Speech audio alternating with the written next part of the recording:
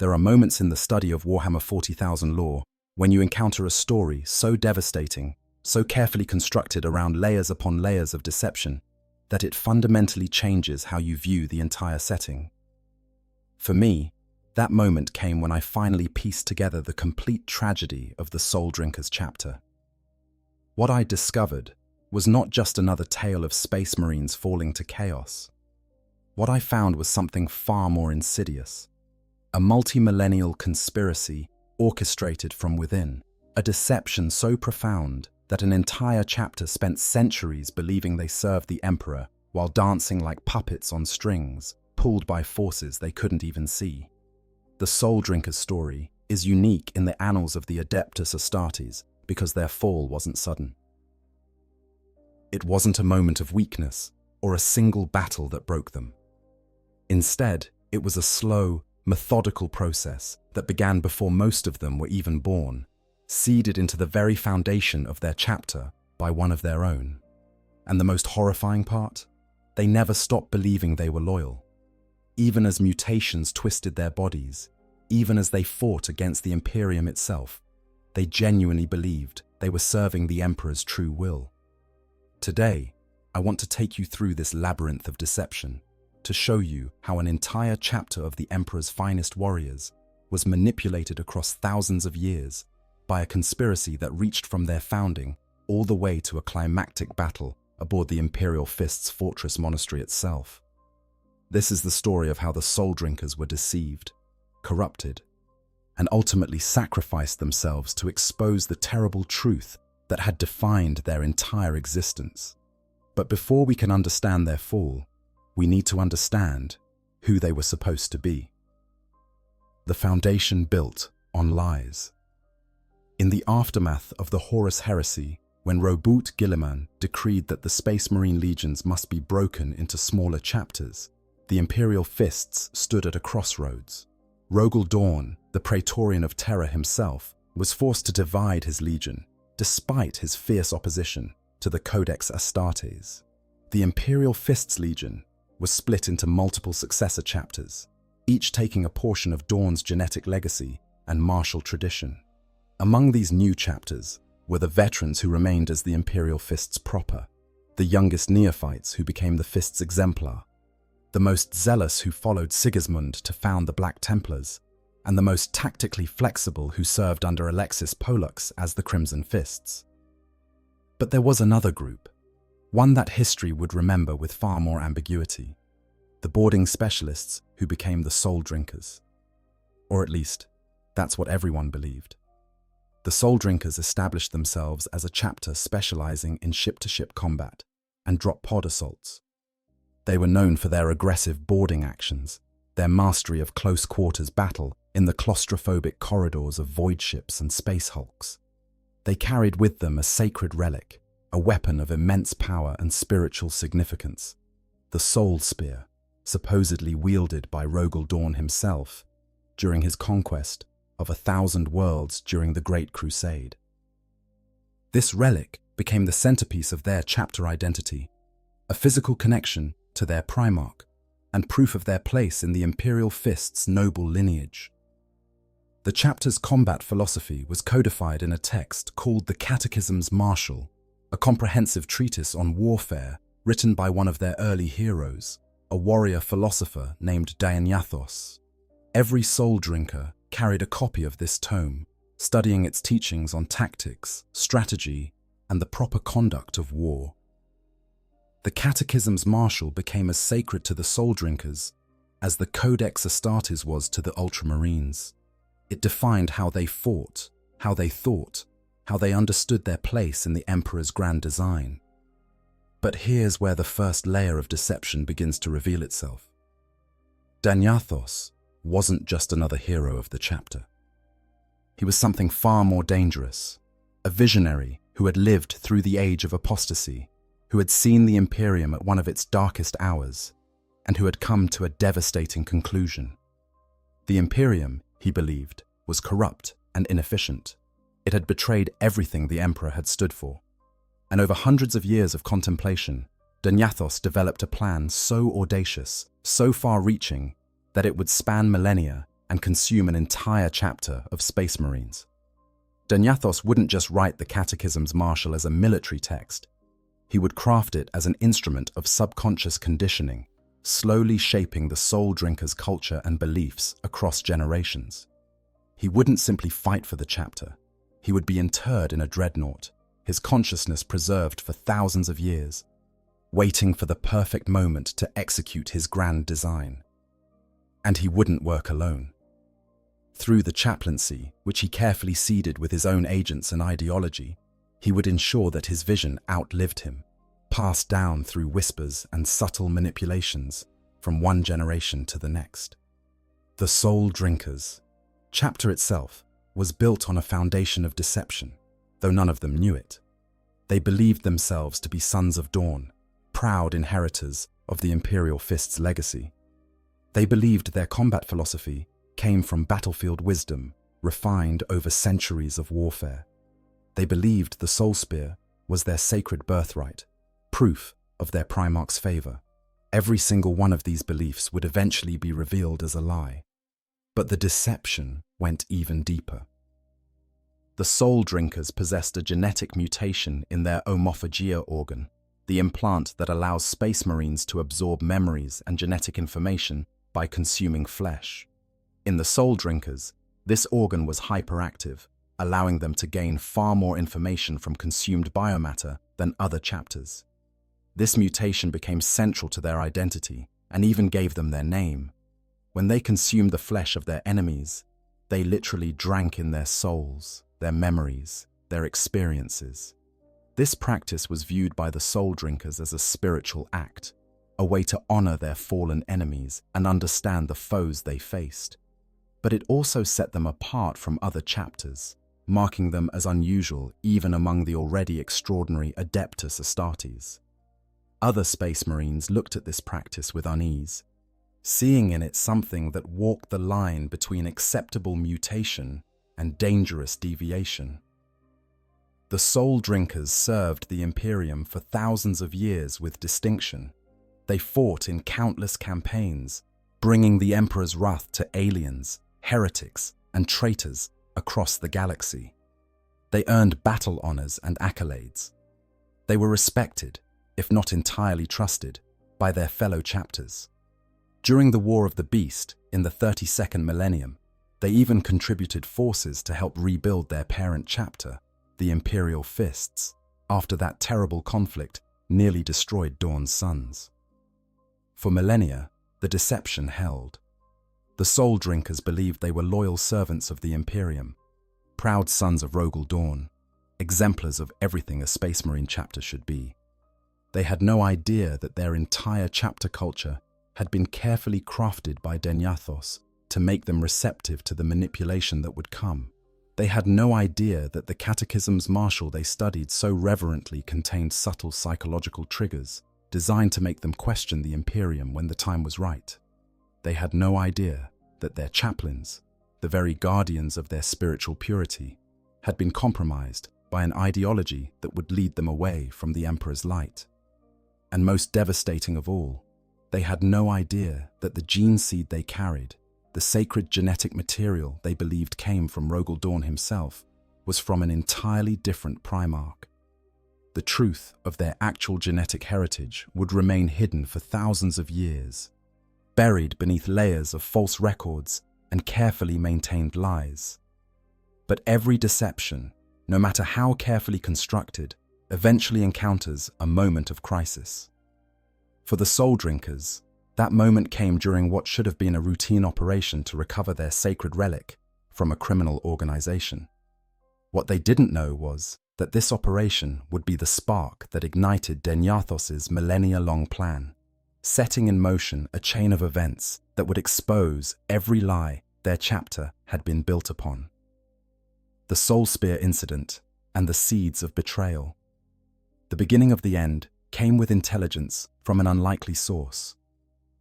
The Adeptus Administratum had been tracking a criminal organization known as the Van Scorvold Cartel, suspected of numerous crimes, including trafficking in mutants and illegal artifacts.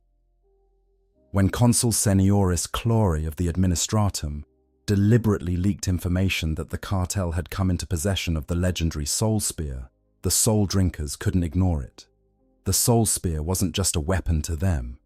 It was their spiritual heart, a relic that connected them directly to their supposed primarch, Rogel Dawn. According to chapter legend, Dawn himself had wielded this weapon during his conquest of 1,000 worlds in the Great Crusade. For the Soul Drinkers to learn that this sacred artifact was in the hands of common criminals was an insult that demanded immediate response. Commander Kaon led the Soul Drinkers force, assigned to join the Imperial task force, dispatched to the Van Scorvold Star Fort. Among his officers was a librarian named Sarpedon, a psyker whose abilities would prove crucial in the battles to come. The mission seemed straightforward: assault the Star Fort, capture the heads of the criminal cartel, and recover the Soul Spear. It was exactly the kind of boarding action that the Soul Drinkers had perfected over their long history. But nothing about this mission would go according to plan. The assault on the Van Scorvold Star Fort descended into chaos almost immediately. The criminal organization had fortified their position far more thoroughly than intelligence had suggested. The corridors of the Star Fort became a brutal killing ground as the Soul Drinkers fought their way through layers of defenders, each corridor purchased with blood and bolter fire. During the assault, Commander Kaon was injected with a deadly xenotoxin by Veritas Van Scorvold himself. As the toxin ravaged his enhanced physiology, as his organs began to shut down despite all the genetic engineering that should have protected him, Kaon made a decision that would change the course of the entire chapter's history.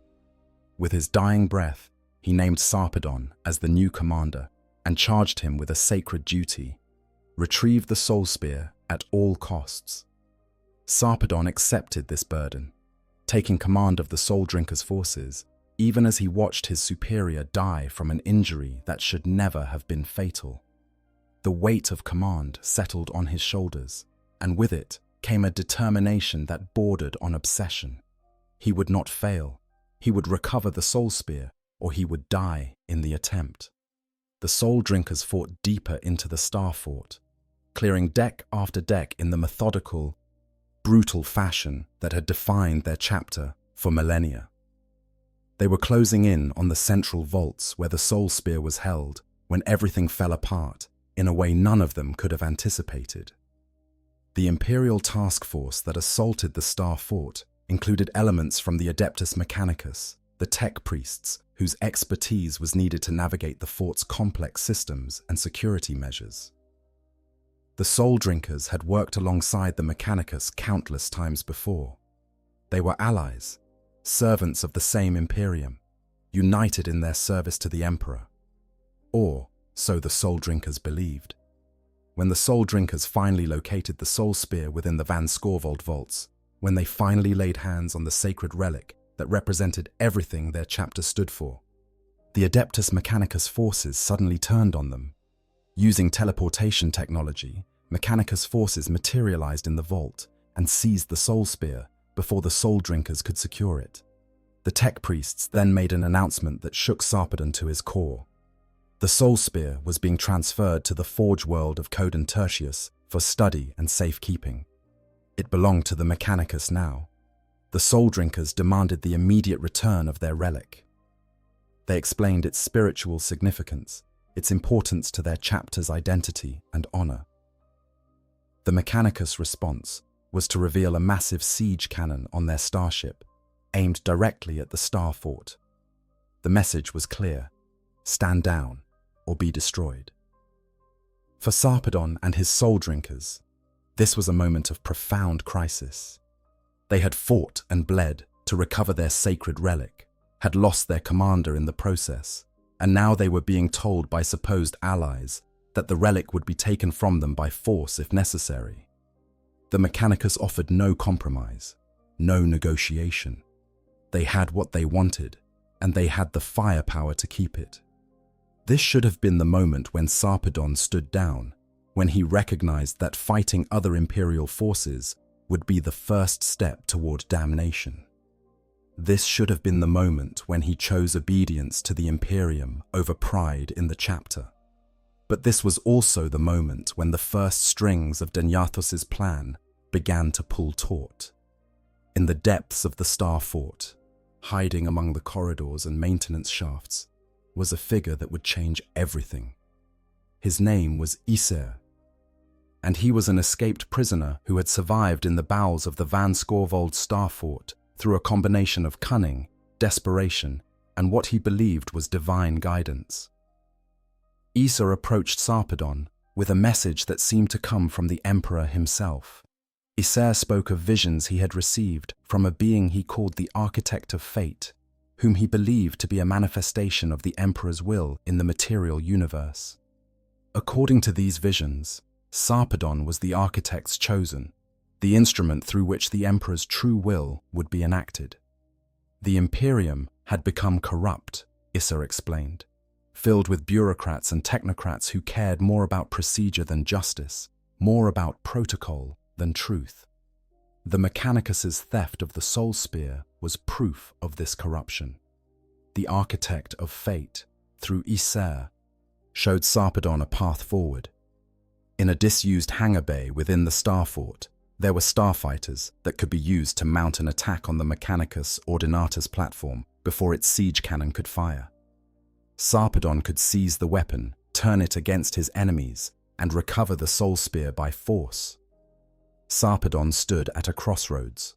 On one side was obedience to the corrupt systems of the Imperium that had just stolen his chapter's most sacred relic. On the other side was what seemed to be a message from the Emperor himself, offering him the tools to achieve justice. The choice, when framed this way, seemed obvious. What Sarpedon didn't know was that Isser's visions didn't come from the Emperor at all. The Architect of Fate was no aspect of the Divine Emperor. It was Abraxas, a demon prince of Sinch, the chaos god of change, scheming, and deception. And everything that had happened, from the Mechanicus betrayal to Isser's convenient appearance, had been carefully orchestrated to push Sarpedon toward this exact moment of decision. Sarpedon took the bait. He led his soul drinkers in a desperate assault on the Mechanicus Ordinatus platform, seizing control of it before the siege cannon could fire.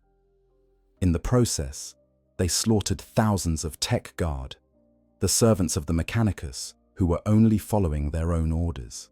Then, to prevent the Mechanicus from using the platform against them, Sarpedon ordered it destroyed.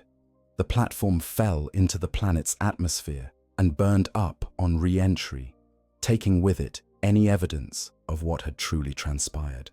The Soul Drinkers fortified their position and demanded the return of the Soul Spear. But the relic had already been transferred to a transport en route to Coden Tertius. The Mechanicus refused to negotiate. The standoff escalated, and then the Inquisition arrived.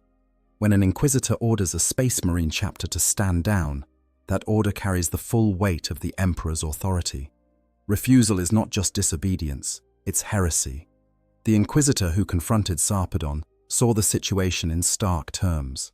The Soul Drinkers had murdered thousands of Imperial servants, destroyed Imperial property, and were now in open rebellion against lawful authority. The Inquisitor ordered them to surrender for trial. Sarpedon refused. In that moment, with that single word of defiance, the Soul Drinkers crossed a line they could never uncross.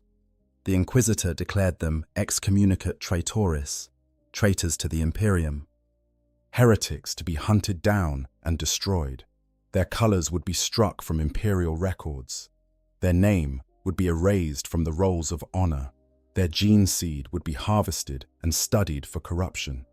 Everything they had fought for, everything they had believed themselves to be, was stripped away in an instant.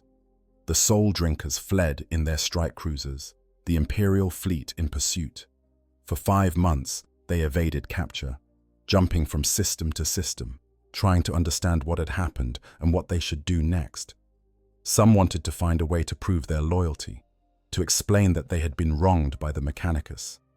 Others argued that the Imperium had betrayed them first, and that they owed it no further allegiance. Through it all, Issa remained with them, whispering about the architect of fate, about how the Emperor's true will was being perverted by the corrupt institutions of the Imperium. And slowly, subtly, the soul drinkers began to believe him. They began to see themselves not as traitors, but as the Emperor's true servants, cast out by a corrupt system that had lost its way. This was exactly what Abraxas wanted. This was exactly what Danyathos had planned for. The soul drinkers were now isolated, cut off from the institutional support of the Imperium, vulnerable to manipulation, and increasingly desperate for any guidance that seemed to come from the Emperor himself. They had no idea that they were being played, that every decision they made from this point forward would draw them deeper into a trap that had been set thousands of years before their births. The soul drinkers' fall had begun not with a sudden corruption, but with what seemed like a righteous stand against injustice. And that made it so much worse. The architect of fate revealed. After their excommunication, the soul drinkers faced an existential crisis. They were hunted by the very Imperium they had sworn to serve. Their sacred relic was in enemy hands. Their name had been struck from the rolls of honor. Everything that had defined their identity as a Space Marine chapter had been torn away from them. Sarpedon made a decision that would seal their fate. Disillusioned with the Imperium, but still believing they served the Emperor's true will, he chose to keep the chapter renegade rather than seek reconciliation. He scuttled the Soul Drinkers' fleet to prevent it from falling into enemy hands, and led the chapter to claim a massive space hulk drifting through the void. They renamed it the Broken Back, and it became their new fortress monastery, their new home in exile.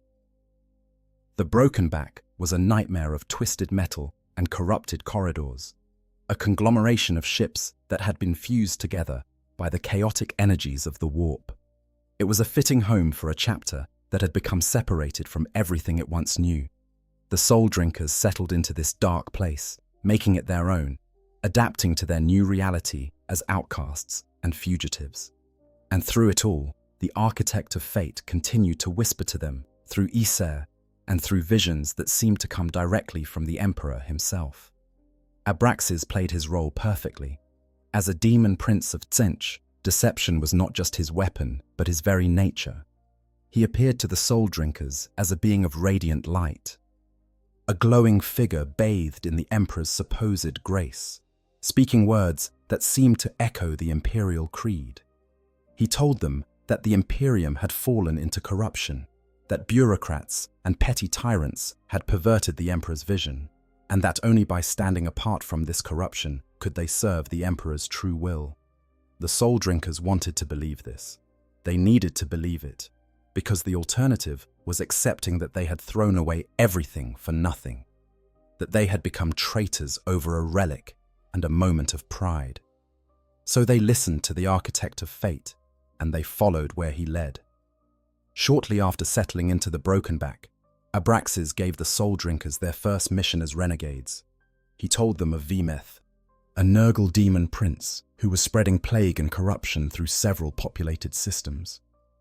The Architect of Fate claimed that Vemeth represented everything foul in the galaxy, and that destroying this demon prince would strike a blow for the Emperor's vision of a pure, ordered Imperium. What the Soul Drinkers didn't know was that this was a power play between rival demon princes, a move in the great game that the Chaos Gods constantly play with mortal souls as their pieces. Abraxas was using the Soul Drinkers as his weapons against a competitor, all while maintaining the fiction that he was an aspect of the Emperor. The Soul Drinkers assaulted the systems controlled by Vemeth with all the fury and skill they had honed over millennia of warfare. They discovered that Vemeth didn't manifest as a traditional demon, but as a virus that infected hundreds of ordinary people, spreading plague and mutation wherever it touched. To kill the demon prince, they had to kill every infected individual, men and women and children who might not have wanted to serve chaos, but who had become corrupted beyond any hope of salvation. It was butcher's work. the kind of brutal, thankless task that left even hardened space marines questioning their choices. But the soul drinkers pushed through their doubts, telling themselves that this was necessary, that they were doing the Emperor's work even if they were no longer recognized by his Imperium. When Vermeth was finally destroyed, when the last of the infected had been purged with flame and bolt of fire, Abraxas revealed himself. The radiant light dimmed, and the true nature of the Architect of Fate became clear. He was no aspect of the Emperor. He was a demon prince of Tzeentch, a creature of the warp who had been manipulating them from the very beginning. Abraxas appeared before Sarpedon in his true form, a being of impossible proportions, a towering figure bathed in eldritch light, covered in arcane runes that hurt to look upon, his very presence warping reality around him. He held the soul spear in his hands, the sacred relic the soul drinkers had sought, now tainted by his touch. The demon prince made his offer clear and direct. The soul drinkers could continue their futile struggle against both the Imperium and Chaos, hunted by all sides, dying alone and forgotten in the dark between the stars. Or they could accept the truth of their situation and join Abraxas as his personal retinue of Chaos Space Marines. He offered them power, purpose, and protection.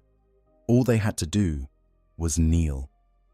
For Sarpedon, this moment represented the culmination of every mistake, every poor decision, every compromise he had made since taking command. He had led his chapter into exile chasing what he thought was the Emperor's will. He had ordered the deaths of thousands of Imperial servants. He had turned the soul drinkers into renegades and outcasts. And all of it had been orchestrated by a demon prince who had played him like a puppet on strings. Sarpedon could have chosen damnation in that moment. Many space marines in his position had done exactly that, had knelt before chaos and accepted the power it offered. The soul drinkers had already crossed so many lines, had already committed so many acts that the Imperium would never forgive. What did it matter if they took that final step? But Sarpedon refused. Despite everything that had happened, despite all the manipulation and deception, Sarpedon still believed in the Emperor. He still believed that the soul drinkers could serve him, even if they could never return to the Imperium. He rejected Abraxas' offer, took up the soul spear that the demon prince had mockingly offered him, and attacked. The battle that followed was brief, but devastating. Abraxas and his demons fought with all the power that chaos could offer, warping reality itself to crush their former pawns. But the soul drinkers fought with the fury of warriors who had been betrayed, who had been used, who had nothing left to lose but their souls. They killed Abraxas' demons and drove the demon prince himself back into the warp. Or so they believed. In truth, Abraxas hadn't been destroyed, merely banished for a time. A demon prince of his power couldn't be permanently killed except by the most extraordinary circumstances. And more importantly, Abraxas' plan was far from over. The soul drinkers had rejected direct service to chaos, yes, but they were still isolated, still desperate, still vulnerable, and Abraxas had all the time in the universe to wait for another opportunity. In the aftermath of this confrontation, the soul drinkers found themselves in an impossible position. They couldn't return to the Imperium, which had declared them traitors. They refused to serve chaos, which had revealed itself as their enemy. They were truly alone, wandering the dark spaces between the stars, fighting their own war against both the enemies of mankind and the corrupt institutions they believed had betrayed the Emperor's vision. But something had changed in Sarpedon during his confrontation with Abraxas. The demon prince's touch, the psychic battle they had waged, had left its mark on the librarian's body and soul. Sarpedon began to mutate, his body twisting into forms that no loyal space marine should possess. From his torso grew 8 arachnid legs, chitinous and powerful, lifting him off the ground and transforming him into something that was part man, part spider, wholly monstrous. These mutations should have been proof of chaos corruption, should have been evidence that he had been tainted beyond redemption. But Sarpedon convinced himself, and his chapter, that this was different. He told them that the Emperor protected the pure of heart, that physical mutations meant nothing as long as their souls remained loyal. It was a dangerous rationalization, one that Space Marines throughout the Imperium would recognize as the first step toward damnation. But the Soul Drinkers, isolated and desperate for any sign that they hadn't been completely led astray, chose to believe it. They chose to trust in Sarpedon's loyalty, to accept that mutations could be a burden to bear rather than proof of corruption. Some among the chapter disagreed. Some saw in Sarpedon's twisted form evidence that they had strayed too far from the Emperor's light, that their rejection of the Imperium had led them into the very corruption they claimed to fight against. These dissenters would eventually spark conflict within the chapter itself, leading to a civil war that would further weaken the Soul Drinkers at a time when they could least afford internal division. But for now, the Soul Drinkers continued their war in the darkness, fighting against aliens, heretics, and traitors, while being hunted as traitors themselves. They believed they were serving the Emperor, even as their bodies mutated and their methods became increasingly extreme. They believed they were the loyal ones and that the Imperium had lost its way. They had no idea that every step of this journey had been mapped out thousands of years before by Dinyathos, that their mutations and their rationalization of those mutations were all part of a plan that would culminate in the corruption of the entire chapter. They had no idea that their rejection of Abraxas was merely a temporary setback in a scheme that spanned millennia. The deception continued, layer upon layer, and the Soul Drinkers remained blind to the truth that would eventually destroy them. Walking the renegade path. The years that followed the Soul Drinkers' confrontation with Abraxas were marked by a desperate struggle for survival and identity.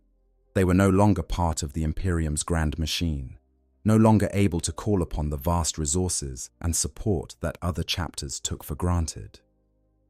Every battle was fought with dwindling ammunition stores. Every loss of gene seed was irreplaceable. Every wounded brother had to be saved with whatever medical supplies they could scavenge or steal. The Broken Back became more than just their fortress monastery. It became a symbol of their new existence, a massive hulk of twisted metal and corrupted technology that drifted through the void, appearing in contested systems where the Soul Drinkers could strike against the enemies of mankind before vanishing back into the dark. They maintained the Broken Back through a combination of captured technology and desperate improvisation, their tech marines working miracles with salvaged parts and equipment that should have failed centuries ago. Sarpedon's mutations had begun to spread to other members of the chapter, though in different forms. Some developed extrasensory organs, able to detect threats before they manifested.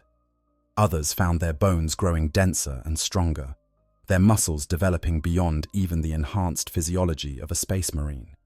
These mutations were rationalized as the Emperor's blessings, gifts granted to those who fought in his true name, rather than serving the corrupt bureaucracy of the Imperium. This was, of course, exactly the kind of thinking that led countless others into the embrace of chaos. The road to damnation is often paved with rationalizations, with explanations for why this corruption is different, why these mutations are acceptable, why the voices in the warp are actually divine guidance rather than demonic temptation. But the Soul Drinkers convinced themselves that their faith would protect them, that as long as they continued to fight for humanity against its true enemies, the nature of their bodies didn't matter. Not everyone in the chapter agreed with this philosophy. There were those who looked at Sarpedon's spider-like legs with revulsion, who saw in their own mutations the mark of chaos corruption. These dissenters began to gather around other leaders within the chapter, creating fault lines that would eventually tear the Soul Drinkers apart from within. One of the most notable of these dissenters was a Soul Drinker named Telos. He had been an assault sergeant before the chapter's excommunication, known for his fury in battle and his absolute dedication to the Emperor. But something in Telos had been damaged by their fall from grace, some essential part of his psyche that had defined his identity as a space marine. The constant exposure to combat, the desperate nature of their existence, and perhaps the whispers of chaos that surrounded them all began to warp his mind in ways that went beyond mere physical mutation. during a campaign on the world of Stratix Lumine, where the Soul Drinkers fought against a heretic known as Tesseract, who had carved out his own empire through biological experimentation. Telos was separated from the main force. When the Soul Drinkers were forced to flee the system, several assault squads under Telos's command were left behind. This abandonment, intentional or not, pushed Telos over an edge he had been teetering on for years. Telos fell to Khorne, the blood god, the chaos power of rage and slaughter. His mutations accelerated, transforming him into something that bordered on a demon himself. His capacity for violence, always a defining feature of his service as an assault marine, became an all-consuming need. He began leading his corrupted assault squads in a campaign of mindless slaughter, killing anything that crossed his path without discrimination or mercy. When Sarpedon learned of Telos's fall, he knew he had to act. The chapter master tracked his fallen brother to Endymion 4, an imperial world that had become the battleground for a bizarre alliance between Dark Eldar raiders and Slaaneshi cultists. The Imperial Guard was attempting to retake the world, supported by a force of Crimson Fist's Space Marines. It was into this chaotic situation that Sarpedon led a strike force of Soul Drinkers, hunting for Telos while trying to avoid engagement with the other Imperial forces. The situation on Endymion 4 was a nightmare even by the standards of the grim darkness of the far future. The Crimson Fists, discovering that the Soul Drinkers were on the planet, immediately shifted their priority from fighting the enemy to hunting down their renegade cousins. Both chapters were descendants of the Imperial Fists. Both carried the legacy of Rogel Dawn, and that made their confrontation all the more bitter. Force Commander Rhinez of the Crimson Fists had made it his personal mission to see the Soul Drinkers destroyed. When Assault Sergeant Gravus of the Soul Drinkers stole the Crimson Fists' company banner as a trophy, an act of calculated insult, Rhinez's hatred crystallized into a vendetta that would consume him. From that moment on, eliminating the Soul Drinkers became more important to him than the success of the Imperial campaign, more important than the lives of his own men. This obsession would eventually lead Rhinez down his own dark path, but that story comes later. In the depths of Endymion 4's ruined cities, Sarpedon tracked Telos through the aftermath of his massacres. The fallen warrior had killed indiscriminately, butchering cultists and Imperial soldiers alike, painting entire streets with blood in tribute to the blood god. When Sarpedon finally confronted Telos, he found something that was barely recognizable as one of his former brothers. Telos had become a creature of pure rage, his body twisted by mutation and cornate blessing into something that was more demon than man. The battle between them was brief. Sarpedon, despite his own mutations, still retained his mind and his strategic thinking. Telos was nothing but fury and violence, predictable in his bloodlust. When it became clear that Telos was too far gone to be saved, Sarpedon made the decision to end his former brother's suffering. But he couldn't bring himself to deliver the killing blow personally. Instead, he allowed the situation on Endymion 4 to resolve itself in a way that would ensure Telos's death. The planet was eventually deemed beyond saving, and an exterminatus order was issued. Cyclonic torpedoes rained down from orbit, cracking the planet's crust and igniting the atmosphere. Telos died in the planetary holocaust, his screams of rage consumed by nuclear fire. It was a cleaner death than he deserved, but it was the end nonetheless. The fate of Telos served as a warning to the Soul Drinkers about the dangers of their path. They had seen one of their own fall completely to chaos, had witnessed the transformation of a loyal battle brother into a demon thing serving the ruinous powers. It should have made them reconsider their own mutations, their own rationalizations, their own conviction that they could walk this line between loyalty and damnation. Instead, it reinforced their belief that they were different. They told themselves that Telos had fallen because he lost faith, because he stopped fighting for the Emperor and started fighting for himself. They convinced themselves that as long as they maintained their loyalty to the Emperor, as long as they continued to battle against his enemies, they could resist the corruption that had consumed Telos. This was exactly the kind of thinking that Denyathos had spent millennia preparing them for. The exact rationalization that would allow his plan to continue, even in the face of obvious evidence that the chapter was becoming corrupted. Meanwhile, other conflicts were brewing within the chapter. Not all soul drinkers agreed with Sarpedon's leadership or his vision for what the chapter should become. Some of the newer recruits, those who had been implanted with gene seed and trained to be soul drinkers only after the chapter's excommunication, had never known service to the Imperium. They only knew the broken back, only understood the renegade existence their chapter had fallen into. One of these new soul drinkers, a warrior named Eumenes, began to gather support among those who questioned Sarpedon's mutations and his increasingly extreme methods. Eumenes argued that the chapter had lost its way, that Sarpedon's physical corruption was proof that they had been tainted by chaos regardless of their intentions. He called for a return to the purity of the Imperial Fist's legacy, for the soul drinkers to find a way back to the Imperium's grace.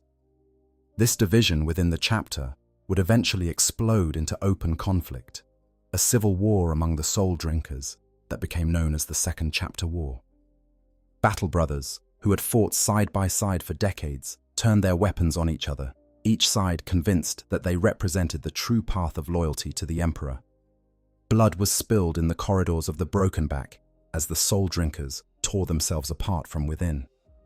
Sarpedon was forced to fight against his own chapter, to kill soul drinkers who genuinely believed they were fighting to save the chapter from damnation. The Second Chapter War ended with Eumenes' death in personal combat with Sarpedon, but the scars it left on the chapter ran deep. Trust between brothers had been shattered. The unity that had once defined the soul drinkers had been broken beyond repair, and through it all, hidden in the shadows, Chaplain Iktinos watched and waited. Iktinos was the last chaplain of the soul drinkers, the guardian of their spiritual purity and the keeper of their traditions. But Iktinos was also a servant of Denyathos, part of the conspiracy that had been seeded into the chapter's chaplaincy thousands of years before. He had been waiting for the right moment to reveal Denyathos's continued existence, waiting for the chapter to be weak enough and isolated enough that Denyathos's true plan could be enacted. That moment was approaching faster than any of them realized.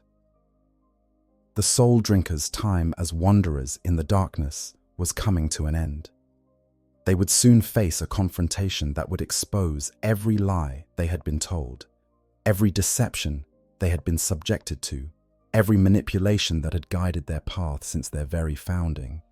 But before that final revelation could come, they needed to be captured. They needed to be brought before judgment.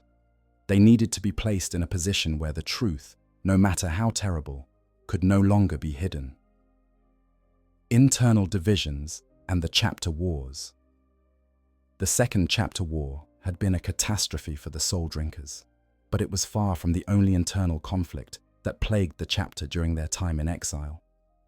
The very nature of their existence as renegades, cut off from the institutional support and spiritual guidance that other chapters relied upon, created an environment where doubt and division could flourish. After Eumenes' rebellion was crushed, Sarpedon found himself presiding over a chapter that was fractured in ways that went beyond mere disagreements about tactics or strategy. The soul drinkers had lost their shared identity. Some still believed they were loyal servants of the Emperor, fighting against a corrupt Imperium that had betrayed its own ideals. Others had begun to suspect that they had fallen into damnation without realizing it, that their mutations and their compromises had led them down a path from which there could be no return. The role of Chaplain Iktinos during this period cannot be overstated. As the last chaplain of the soul drinkers, he should have been the moral center of the chapter, the one who kept their faith pure and their purpose clear. Instead, Iktinos had become an agent of deception every bit as insidious as Abraxas himself. Iktinos had been carefully cultivated by the conspiracy that Denyathos had embedded in the soul drinkers' chaplaincy. Through subtle indoctrination and psychological manipulation that had been refined across thousands of years. The chaplains of the soul drinkers had been transformed into unwitting servants of Denyathos's grand design. They believed they were guarding the chapter's spiritual purity, but they were actually ensuring that the chapter would be receptive to Denyathos's manipulation when the time came. When soul drinkers came to Iktinos seeking guidance, troubled by their mutations, or questioning their path, the chaplain would offer them comfort and reassurance that reinforced the exact rationalizations that were leading them astray. He told them that the Emperor worked in mysterious ways, that physical corruption meant nothing as long as their souls remained pure, that they were the true servants of the Emperor precisely because they had been cast out by the corrupt institutions of the Imperium. Every word Iktinos spoke was designed to make the soul drinkers more vulnerable to the final revelation that would come when Denyathos was ready to reveal himself. Every piece of spiritual guidance was calibrated to ensure that when the time came, enough of the chapter would follow Denyathos's lead to make his plan viable. But Iktinos wasn't working entirely in the shadows. He had also been gathering a following within the chapter, a group of soul drinkers who he called his flock. These warriors were the most devout, the most willing to accept extreme interpretations of faith, the most susceptible to the manipulations that Iktinos had been trained to employ. When sergeants were killed in battle, Iktinos would step in to provide leadership, gradually building a power base within the chapter that existed parallel to Sarpedon's official command structure. This created yet another fault line within the soul drinkers. There were those who followed Sarpedon, believing in his vision of the chapter as independent warriors fighting for the Emperor outside the bounds of the Imperium. There were those who had followed Eumenes, who wanted to find a path back to the Imperium's grace. And now there were those who followed Iktinos, whose true loyalties remained hidden, but whose influence was growing with each passing year. The soul drinkers continued to take recruits during this time, though their methods had become increasingly desperate. Without access to the Imperium's infrastructure, they couldn't maintain the elaborate recruiting and training programs that other chapters employed. Instead, they took aspirants from whatever worlds they encountered, from populations that ranged from feral tribes to the desperate survivors of war zones. These new recruits were implanted with gene seed that was becoming increasingly unstable. The mutations that had started with Sarpedon were spreading through the chapter's genetic legacy, affecting new generations of soul drinkers in ways that should have set off alarm bells. But the chapter had convinced itself that these mutations were acceptable, even blessed, and so the corruption was allowed to spread, unchecked. Some of these new soul drinkers would go on to become loyal servants of the chapter, warriors who fought and died believing they were serving the Emperor. Others would become part of Iktinos's flock, their minds shaped by the chaplain's manipulations from the moment they received their first implants. And a few would see the truth of what the soul drinkers had become and try to resist, only to be silenced or killed before they could spread their doubts to others. The chapter's tech marines faced their own struggles during this period. Ligris, who had become the de facto master of the forge after the chapter's excommunication, was responsible for maintaining the Broken Back and all of the soul drinkers' equipment. It was a task that grew more difficult with each passing year, as supplies dwindled and the Space Hulk's machine spirits became increasingly temperamental. Ligris was a loyal servant of the chapter, dedicated to keeping the soul drinkers functional as a fighting force. But even he began to suspect that something was deeply wrong with their situation. The mutations spreading through the chapter affected the machine spirits of their equipment, causing weapons and armor to behave in ways that shouldn't have been possible. Power armor would develop strange properties. Bolters would fire with impossible accuracy or devastating effect. Vehicles would operate despite damage that should have rendered them inoperable. These could have been seen as blessings, gifts that allowed the soul drinkers to continue fighting despite their desperate circumstances. But they could also have been seen as evidence of chaos corruption, of the warp's influence seeping into the very tools and weapons the chapter depended upon. Ligris kept these concerns to himself, not wanting to add to the divisions that were already tearing the chapter apart. The Broken Back itself was becoming more than just a fortress monastery. It was transforming into something alive, something aware. The Space Hulk's corridors would shift and change, new passages appearing overnight, while old ones sealed themselves off. Some soul drinkers reported hearing whispers in the dark, seeing shadows that moved with purpose rather than random chance. The line between the material world and the warp was thin within the Broken Back, and it was growing thinner with each passing year. All of these problems, all of these divisions and corruptions and suspicions, were symptoms of the fundamental deception that had defined the soul drinkers from their very founding.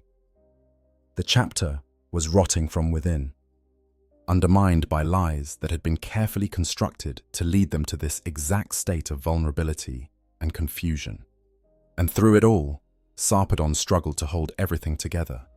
His mutations had continued to progress, his 8 arachnid legs now a permanent part of his physiology. He had lost one of these legs in battle and replaced it with an augmetic prosthetic, a fusion of flesh and machine that represented everything the chapter had become. No longer purely human, no longer purely loyalist, but something new and terrible that existed in the space between damnation and salvation. Sarpedon knew that the chapter was in crisis. He could see the divisions, the mutations, the growing influence of Ictinos and his flock, but he didn't know what to do about it. Every attempt to unify the chapter seemed to create new divisions. Every effort to maintain their purity seemed to require compromises that pushed them further from the Emperor's light. The weight of command, the burden of every decision he had made since taking control after Chaon's death, pressed down on Sarpedon's shoulders like a physical force. He had led the soul drinkers into exile, had chosen rebellion over obedience, had accepted mutations as acceptable prices for continued existence. And now he was watching his chapter tear itself apart, unable to stop the process or even understand where it had begun. What Sarpedon didn't know was that all of this had been planned. The divisions, the mutations, the slow descent into chaos and confusion. Every bit of it had been mapped out by Dinyathos thousands of years before. The soul drinkers had been carefully cultivated to reach this exact state, vulnerable and desperate and willing to accept almost any solution to their problems. Soon, very soon, Dinyathos would offer them that solution. And when he did, the true scale of the deception that had defined their entire existence would finally be revealed. The Necron campaign and capture, the soul drinkers' wandering existence as renegades, was defined by a constant search for purpose, for battles where they could prove their continued loyalty to the Emperor, even while hunted by his Imperium. When they learned of a Necron tomb world threatening an Imperial system, it seemed like exactly the kind of fight they were meant for, defending humanity against an ancient Xenos threat that cared nothing for the politics and corruption that had driven them from the Imperium's fold. The world was Salaka, and its Necron population had begun to awaken from their millions of years of dormancy. The tomb world's defense systems were formidable, and its Necron overlords were preparing to expand their influence across the surrounding systems. Left unchecked, they would exterminate millions of humans and claim entire star systems for their soulless dynasty. The soul drinkers threw themselves into the campaign with the desperate fury that had become their trademark. They couldn't call for orbital bombardment or request support from the Imperial Navy. They couldn't rely on the massive resources that other chapters could bring to bear against such a threat.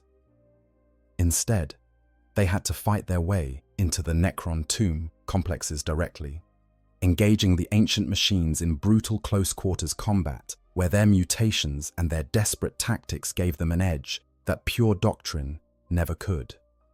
Lygris, the tech marine who had maintained the Broken Back through sheer determination and improvisation, found himself making mental contact with the Necron overlord of Salaka. It was a psychic connection that should have been impossible, a link between living consciousness and the deathless machine minds of the Necrons. Through this connection, Lygris learned the terrible truth about the Necrons' origins, about the biotransference that had transformed the Necrontia into their current forms. about the Citan who had orchestrated this transformation. The knowledge drove Ligris to the edge of madness. The Necron overlord's consciousness was trying to dominate his mind, to turn him into a puppet for its will.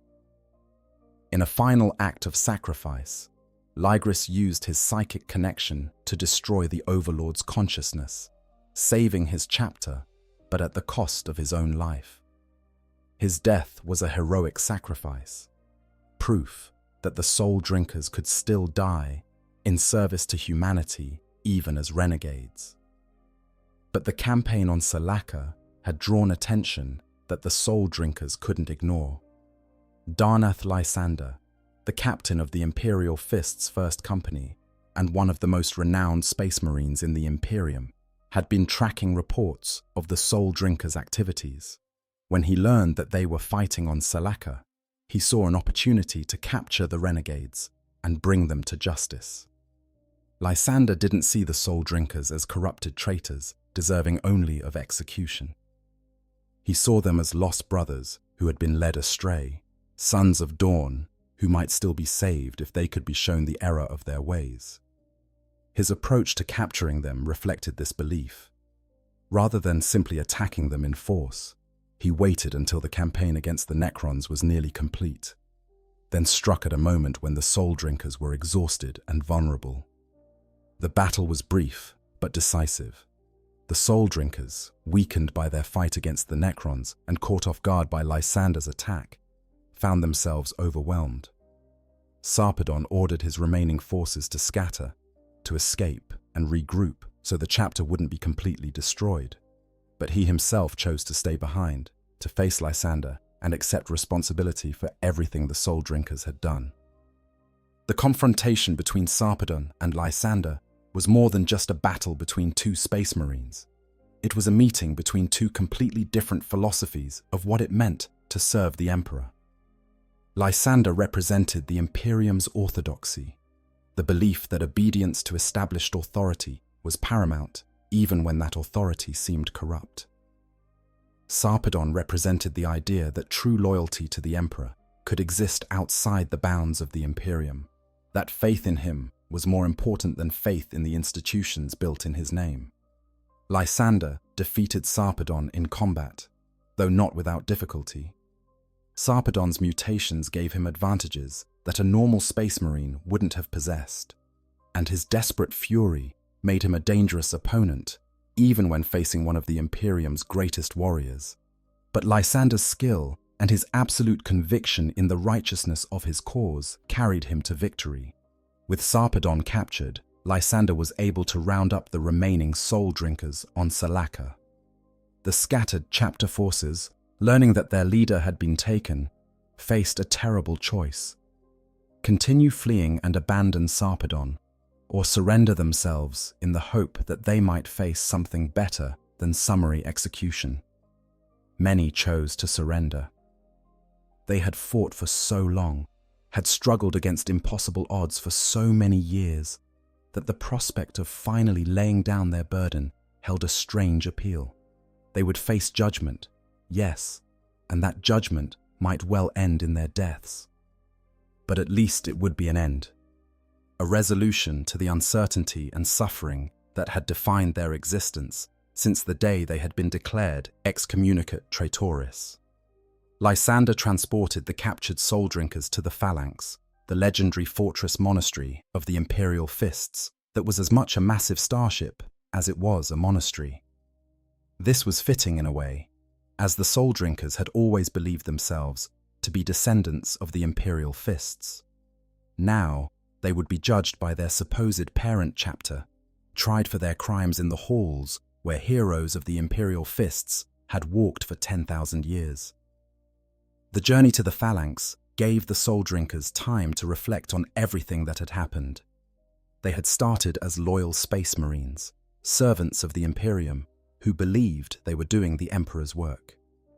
Through a series of decisions that had seemed justified at the time, they had become renegades hunted by the very Imperium they had sworn to protect.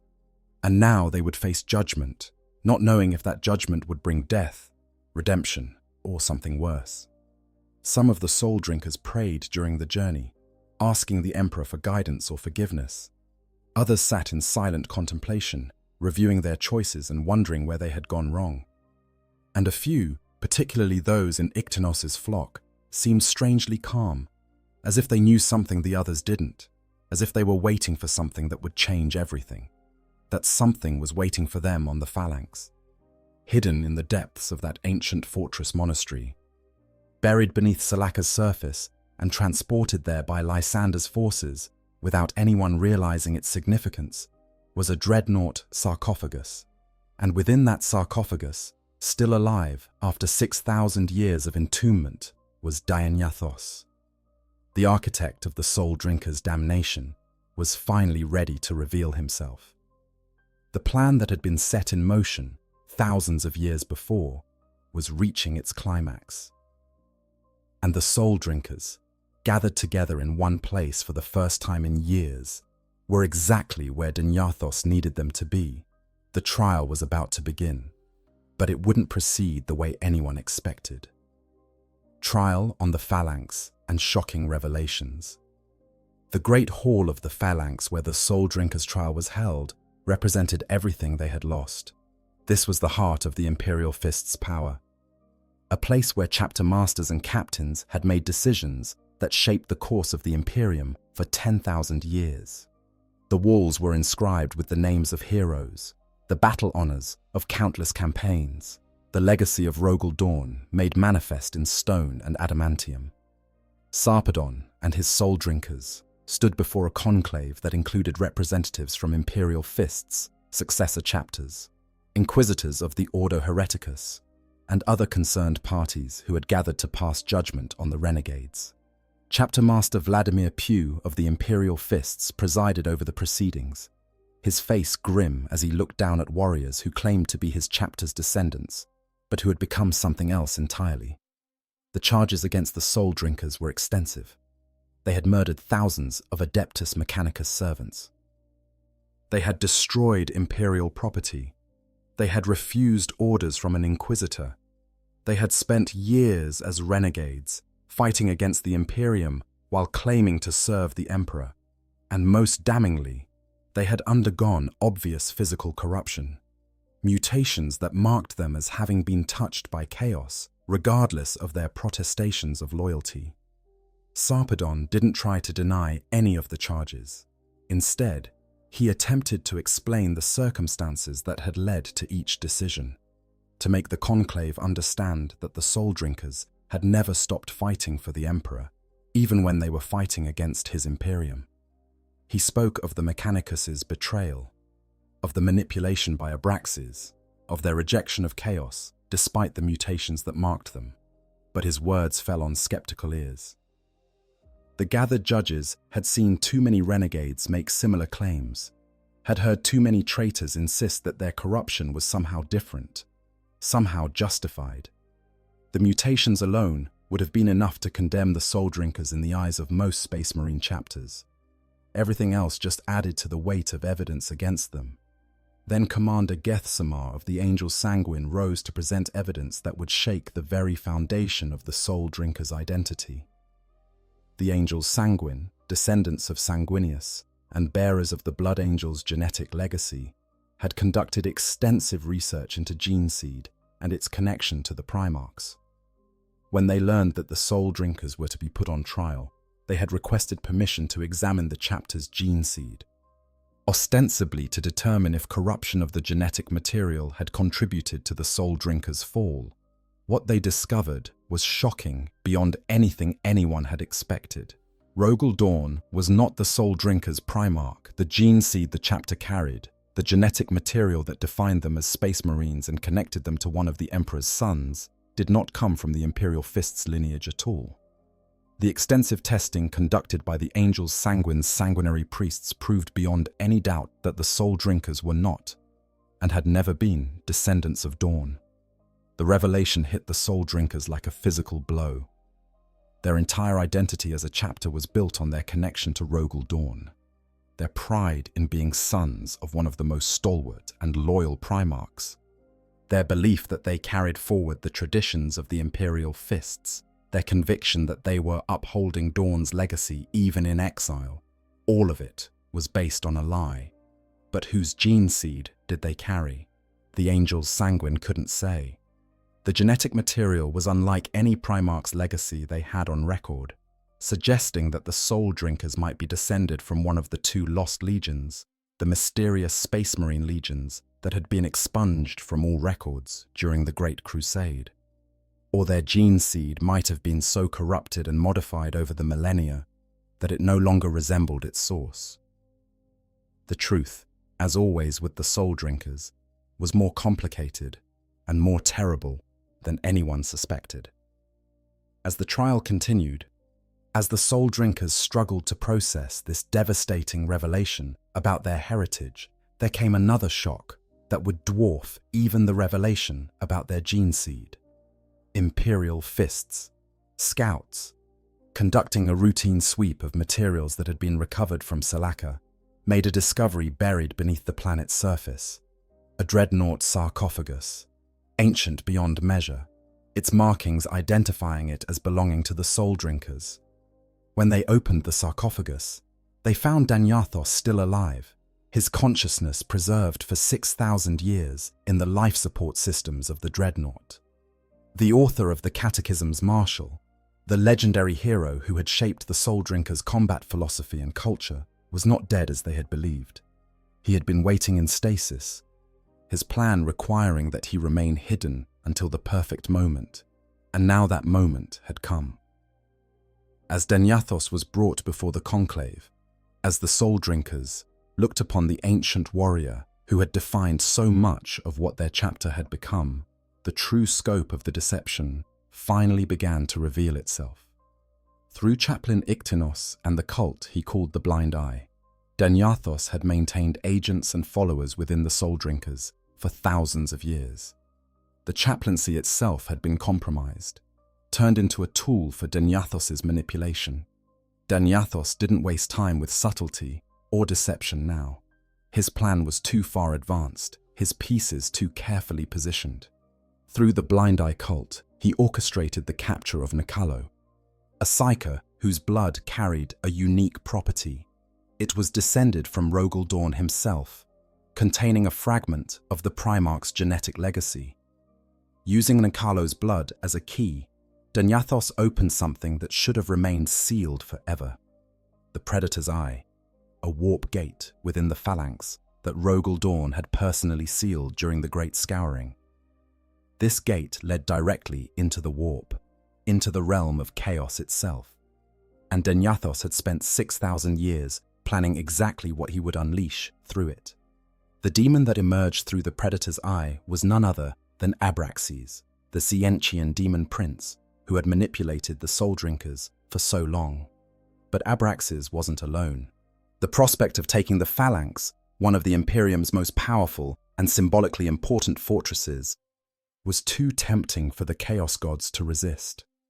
In a rare moment of cooperation, all four of the ruinous powers had agreed to send their forces through the gate, turning what should have been a trial into a full-scale demonic invasion. As demons began to pour through the Predator's Eye, as the phalanx's defenders scrambled to respond to this unprecedented threat, Danyathos finally revealed his ultimate plan. He intended for Abraxas to take control of the phalanx and use it as a weapon to bring the Imperium into a new dark age. The suffering and bloodshed that would result from this would, in Danyathos' twisted vision, burn away the corruption and weakness that had infected the Imperium. From the ashes would rise a stronger, purer Imperium, with Danyathos himself as its guiding force. It was a plan of staggering ambition and equally staggering madness.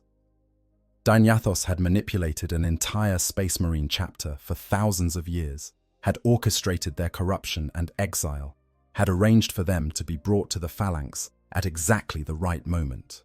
Also, he could open a warp gate and unleash a demonic invasion that would plunge the Imperium into chaos. Iktinos and his flock of Soul Drinkers immediately pledged themselves to Danyathos' plan, revealing themselves as the traitors they had always been. But the majority of the Soul Drinkers, led by Sarpedon, made a different choice.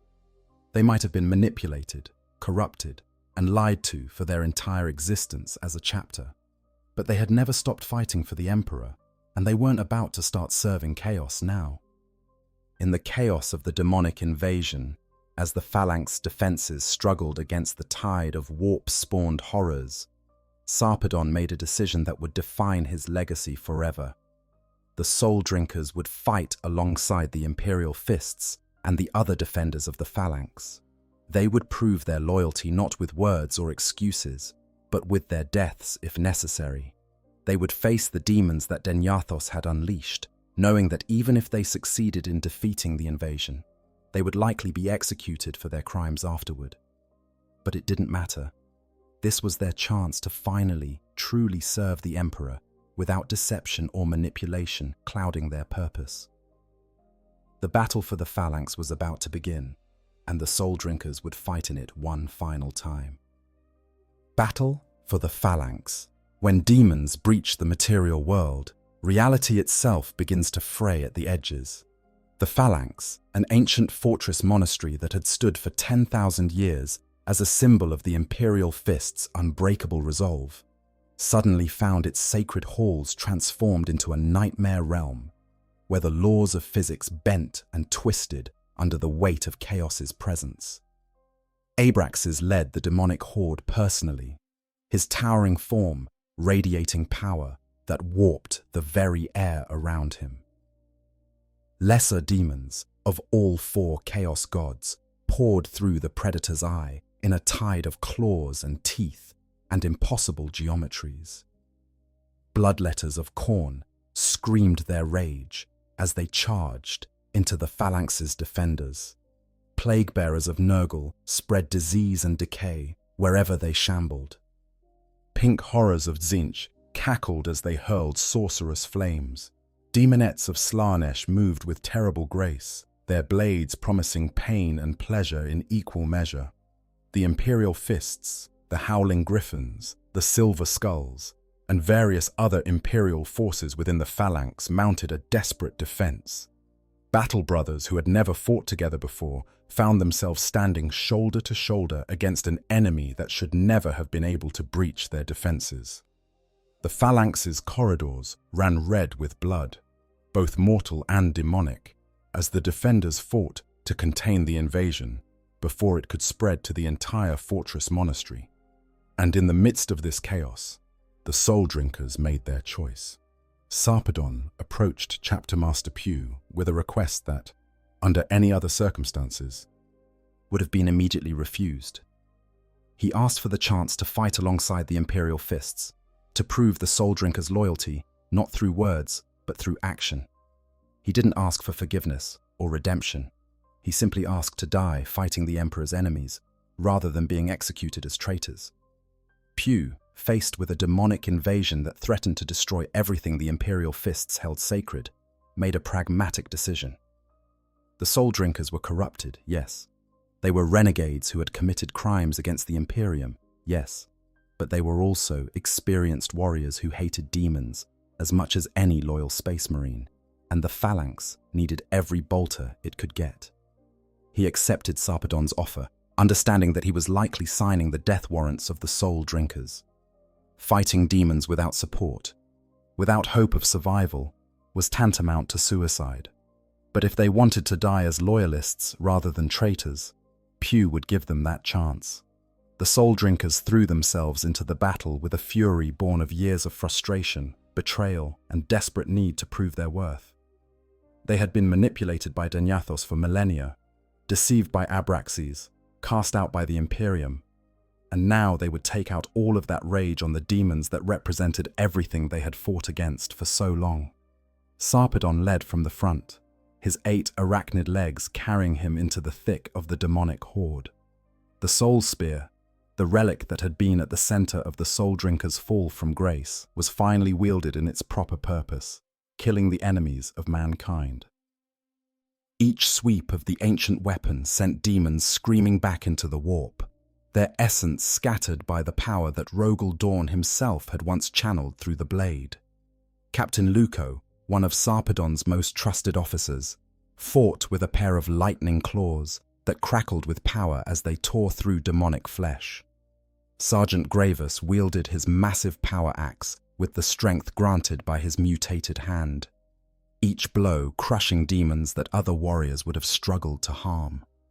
These mutations, these marks of corruption that had condemned them in the eyes of the Imperium, became weapons in the fight against chaos itself. But even as the soul drinkers fought alongside the Imperial fists, Sarpedon knew that the battle couldn't be won through simple violence. The Predator's eye was still open, still spewing forth an endless tide of demons. As long as the warp gate remained active, the phalanx would eventually be overwhelmed, no matter how bravely its defenders fought. Sarpedon also knew that Denyathos had to be stopped. The ancient warrior in his dreadnought had orchestrated all of this, had spent 6,000 years planning for this moment. If he wasn't confronted, if his plan wasn't disrupted, then even defeating Abraxas might not be enough to save the phalanx. Meanwhile, Chaplain Iktinos revealed his true allegiance fully, leading his flock of corrupted soul drinkers in service to Denyathos and the demonic invasion. These were warriors who had once been Sarpedon's brothers, who had fought alongside the rest of the chapter for years. Now they turned their weapons on their former comrades, fighting to keep the Predator's eye open and to ensure Abraxas' victory. Sarpedon tracked Iktinos through the chaos of battle, using his psychic powers to locate the traitorous chaplain. When they finally met in combat, it was a confrontation years in the making. Iktinos had been manipulating the chapter from within for so long, whispering poison disguised as spiritual guidance, turning soul drinkers against each other while pretending to be their moral guardian. The battle between them was brief, but vicious. Iktinos fought with the fanaticism of a true believer, convinced that he was serving a greater purpose by helping Denyathos bring down the corrupt Imperium. But Sarpedon fought with the fury of someone who had finally, truly understood how thoroughly he had been betrayed. Using his psychic power called the Hell, a devastating ability that could tear information directly from an opponent's mind, Sarpedon broke through Iktinos' mental defenses and saw the truth of everything Denyathos had planned. He saw the millennia of manipulation, the careful seeding of corruption through the chaplaincy, the patient construction of a trap that had been designed to catch an entire chapter of Space Marines. He saw how every decision the soul drinkers had made, every turn down the path to damnation, had been guided by invisible hands pushing them toward this moment. The knowledge was devastating, but it also gave Sarpedon clarity. He understood now what needed to be done. With a final psychic assault that shattered Iktinos' mind, Sarpedon threw the corrupted chaplain out of an airlock, sending him screaming into the void, where demons couldn't save him. But even as Iktinos died, the battle for the phalanx continued to rage. Sarpedon set out to find Denyathos himself, determined to confront the architect of the soul drinker's damnation face to face. He found the ancient dreadnought near the Predator's eye, overseeing the demonic invasion with the satisfaction of a plan coming to fruition. When Sarpedon approached, Denyathos greeted him almost warmly, like a teacher proud of a student who had finally understood the lesson. Denyathos explained his vision, his belief that the Imperium needed to be torn down and rebuilt from scratch. He spoke of the corruption and inefficiency that defined the Imperium of the 41st millennium, of how far it had fallen from the Emperor's original vision. He argued that only through suffering and bloodshed could humanity be purified. Could the Imperium be reformed into something worthy of the Emperor's sacrifice? It was the same argument that had convinced Iktinos, that had swayed portions of the soul drinkers to Denyathos' cause.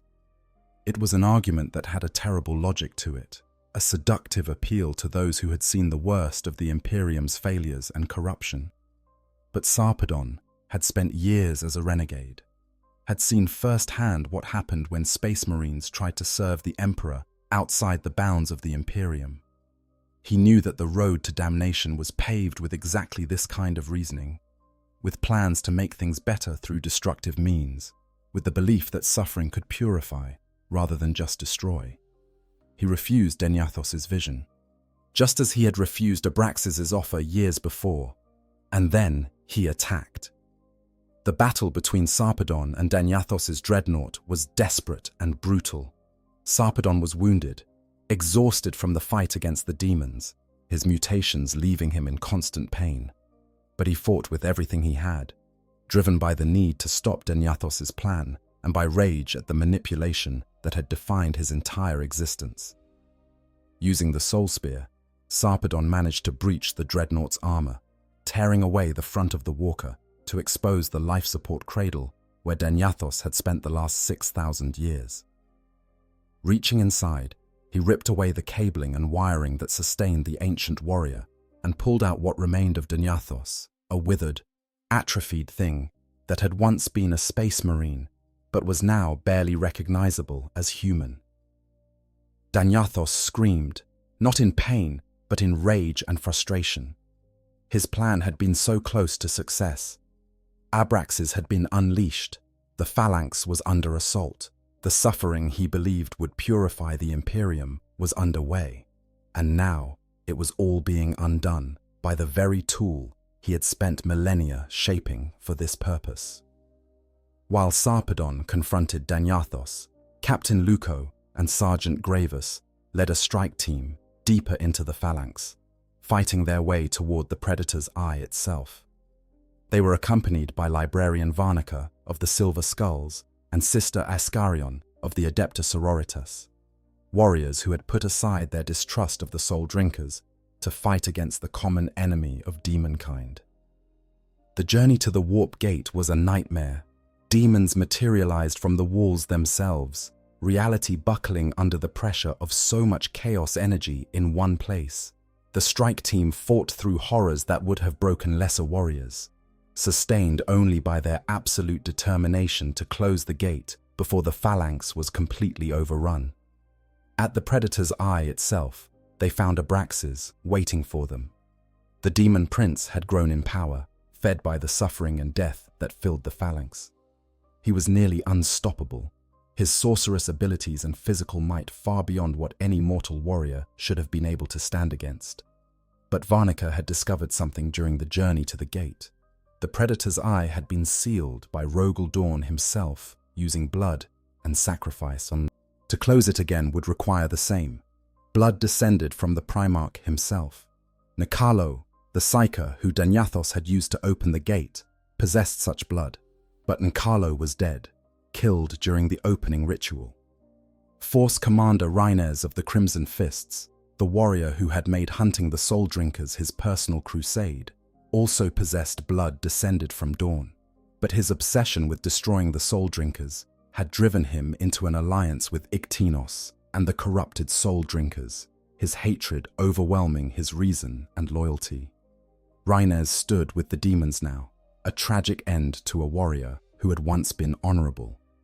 Leuco fought Rhinez in single combat, while Varnica worked to close the gate.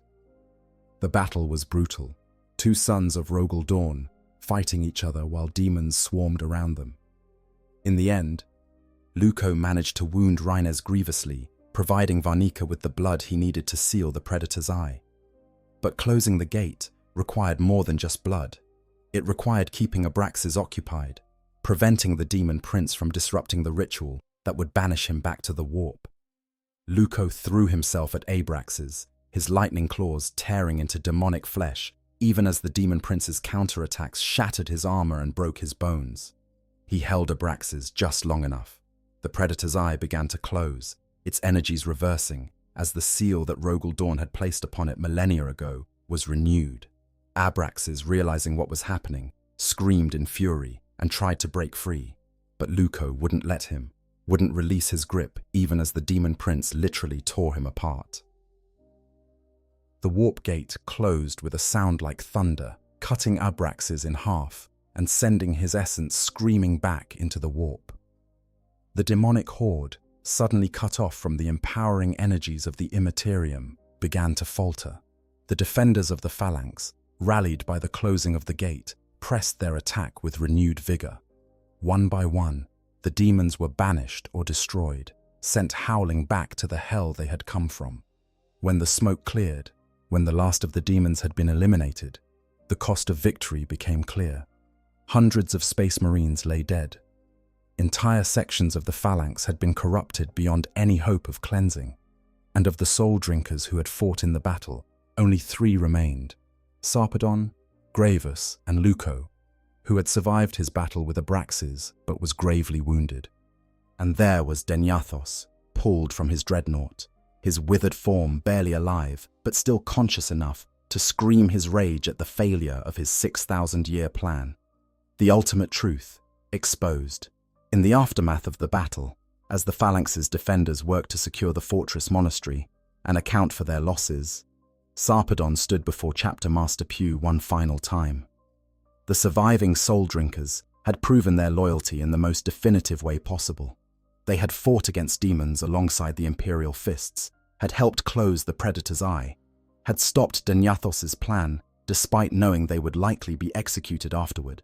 Sarpedon still held the withered form of Denyathos in his grasp, the ancient conspirator reduced to a fragile thing that could barely speak. But there were still questions that needed answers, still truths that had to be revealed before the soul drinkers could finally find whatever peace awaited them. Chapter Master Pugh listened as Sarpedon explained everything that had been discovered during the battle. He spoke of Iktinos's betrayal, of the blind eye cult that Denyathos had seeded into the chapter's chaplaincy millennia ago. He explained how the Catechism's marshal had been designed to subtly condition the soul drinkers to accept manipulation, how every aspect of their chapter culture had been crafted to make them vulnerable to Denyathos's influence. But most importantly, Sarpedon revealed the terrible truth about Denyathos's ultimate goal. The ancient warrior hadn't just wanted to corrupt the soul drinkers or even to open the Predator's eye. He had wanted to use the phalanx itself as a weapon, to have Abraxas take control of the Imperial Fist's fortress monastery and use it to bring devastation to the Imperium on a scale not seen since the Horus heresy. Denyathos had believed that only through suffering could the Imperium be purified. He had spent 6,000 years planning to create that suffering, to tear down the institutions he saw as corrupt, so that something better could rise from the ashes. And he had been willing to sacrifice an entire chapter of Space Marines, to damn thousands of warriors to corruption and death, to achieve his vision. It was madness, dressed up as idealism, corruption presenting itself as purification, and it had come terrifyingly close to succeeding. The Imperial Fists and the other forces present listened to Sarpedon's explanation with a mixture of horror and grim understanding. They had all known that chaos was insidious, that its corruption could work through deception and long-term planning rather than just obvious temptation. But to see the scope of what Denyathos had accomplished, to understand that he had manipulated an entire chapter across thousands of years, was profoundly disturbing. Pugh turned his attention to Denyathos, demanding that the ancient warrior explain himself, justify the betrayal of everything he had supposedly stood for when he was first inducted into the Imperial Fists Legion. Denyathos, even in his withered state, remained defiant.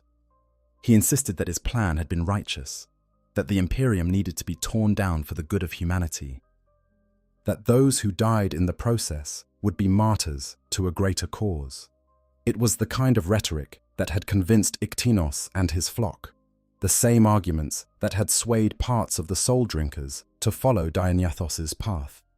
But coming from this skeletal thing that had been kept alive through unnatural means for thousands of years, the words rang hollow. Denyathos wasn't a visionary trying to save the Imperium. He was a monster who had convinced himself that his ambitions and his arrogance were somehow divine purpose. The question of what to do with the surviving soul drinkers remained. They had proven their loyalty in battle, yes. They had stopped Denyathos's plan and helped save the phalanx, but they were also still renegades who had spent years in open rebellion against the Imperium, whose bodies bore mutations that marked them as touched by chaos, who carried gene seed that didn't belong to Rogel Dawn, despite their claims of being Imperial Fist successors. Chapter Master Pugh convened with the other Imperial representatives to determine the soul drinkers' fate. Some argued for immediate execution, pointing to the mutations and the years of rebellion as proof that they were irredeemable. Others suggested they be inducted into the Death Watch, the specialized force of Space Marines dedicated to fighting Xenos threats, where they could serve out whatever life they had left in constant battle.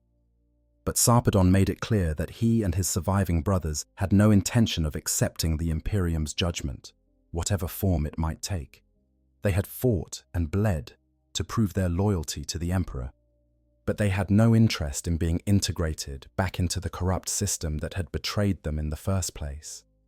The Soul Drinkers had walked their own path for too long to return to the Imperium's fold, even if that path led to their deaths. As the deliberations continued, as the fate of the Soul Drinkers hung in the balance, something unexpected happened. The Predator's eye, which should have been sealed permanently, began to show signs of instability. The blood and sacrifice that had closed it were powerful, but the gate had been torn open with such force, had been used to channel so much chaos energy that it couldn't be completely sealed. It would eventually open again unless more drastic measures were taken. Librarian Varnica confirmed what everyone feared. The Predator's eye would need to be monitored constantly, or it would need to be destroyed entirely. But destroying it would require entering the gate itself, using the warp's own energies to collapse it from within. It would be a one-way journey, a suicide mission into the hell of chaos itself. Sarpedon saw the solution immediately. The Soul Drinkers had been pawns in Denyathos's game for their entire existence. They had been deceived, manipulated, and corrupted despite their best efforts to remain loyal. They had fought against the Imperium, killed Imperial servants, committed acts that could never be forgiven, even if they had been done for what seemed like good reasons at the time. But they could end their existence on their own terms. They could take Denyathos with them into the warp, ensuring that his withered form would be torn apart by the very forces he had tried to use as tools. They could close the Predator's eye permanently, preventing it from ever being used again to threaten the Phalanx or the Imperium. It was a chance for redemption, or at least for a meaningful death. Sarpedon made his offer to Chapter Master Pugh. The Soul Drinkers would walk into the warp gate, sacrificing themselves to seal it permanently. In return, Pugh would ensure that their names were added to the rolls of honor on the Phalanx, that they would be remembered not as traitors, but as warriors who had died serving the Emperor. Pugh agreed, though the decision clearly pained him. The Soul Drinkers might have been corrupted and deceived, but they had proven in the end that their loyalty to the Emperor was genuine. They deserved to be remembered for their sacrifice rather than being erased from history like so many other renegade chapters. Before walking into the Predator's eye, Sarpedon spoke one final time to the assembled Imperial forces. He urged them to remember that the real enemies were chaos and the forces that would destroy humanity from within through corruption and deception. He challenged them to be better than the corrupt systems that had cast the Soul Drinkers out, to remember that loyalty to the Emperor was more important than loyalty to the Imperium's institutions. It was a message that made many of the Imperial representatives uncomfortable, but it was also one they couldn't easily dismiss. The Soul Drinkers had been victims of corruption, yes, but they had also been victims of the Imperium's own failings, of the kind of petty politics and bureaucratic cruelty that had allowed Denyathos's plan to succeed in the first place. Then Sarpedon, Luco, and Gravus walked toward the Predator's eye, dragging the screaming Denyathos with them. The ancient conspirator begged for mercy, tried to bargain and threaten and plead, but the Soul Drinkers ignored him, their faces set with grim determination as they approached the gate that would be both their tomb and their final act of service. As they stepped through the Predator's eye, as the energies of the warp began to tear at their physical forms, Sarpedon felt something he hadn't experienced in years. Peace. He had been carrying the weight of command, the burden of every decision he'd made since Kaon's death, for so long that he had forgotten what it felt like to be free of that responsibility. The last thing the defenders of the Phalanx saw was the Soul Drinkers disappearing into the swirling energies of the warp gate. Denyathos's screams echoing behind them. Then the Predator's eye collapsed, its energies imploding as the sacrifice completed the seal that Rogel Dawn had first placed upon it millennia ago. The soul drinkers were gone. Their story ended in fire and warp energy and sacrifice. But their legacy would endure, at least for a time. Final sacrifice and redemption.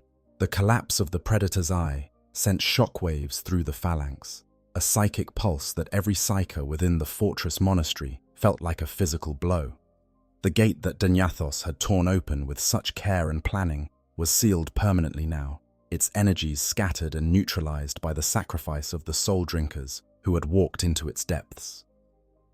In the immediate aftermath, the defenders of the phalanx worked to assess the damage and count their losses.